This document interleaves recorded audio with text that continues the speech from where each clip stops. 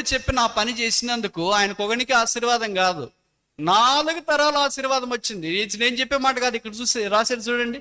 రాజుల 2వ గ్రంథము 10వ అధ్యాయము 30వ వచనం. 2 Kings chapter 10 verse 30. 2 Kings 10:30. 2వ రాజులు 10వ అధ్యాయం 30వ వచనం. కావున యెహోవా యెహూతో ఇలాగ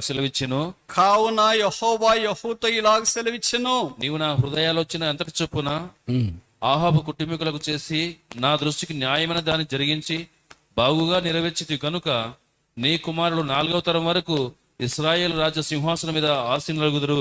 నువ్వు ఒక్క దైవికమైన పని చేస్తే ఆ ఆశీర్వాదం 4 తరాలకు పోతుంది. అది నీకు తెలుసా?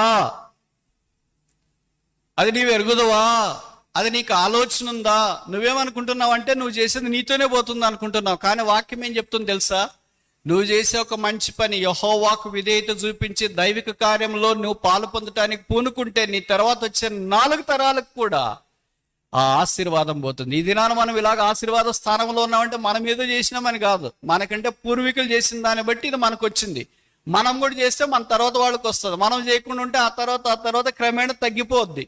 కనుక క్రైస్తవుడు ఎప్పుడు ఏమనుకుంటాడంటే నేను చేసింది నాతోనే పోతుంది అని అనుకుంటాడు. మనం చేసింది మనతోనే పోయేటట్లుంటే ఇది క్రైస్తవ్యం కాదు. అర్థమైతే నేను చెప్పే మాటలు?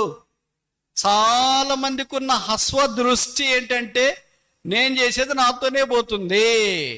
అలా కాదు. ఈ వాక్యంలో ఉంది, నువ్వు చేసిన మేలు, నువ్వు చేసిన ఉపకారం, నువ్వు చేసిన భక్తి, నువ్వు చేసిన యాగం, నువ్వు చేసిన త్యాగం, నువ్వు చేసిన ఆత్మీయమైన కార్యాలు 4 తరాలకు ఆశీర్వాదం వస్తుంది తెలుసా?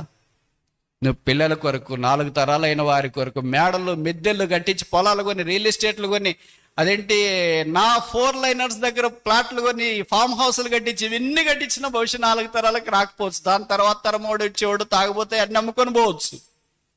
అయితే ఆత్మీయంగా దైవిక కార్యక్రమాల్లో నువ్వు పాలు పొందినవాడు అయితే నీ ఆశీర్వాదం 4 తరాల్లోనికి అలాగే దిగిపోతుందని వాక్యం మనకి జ్ఞాపకం చేస్తుంది.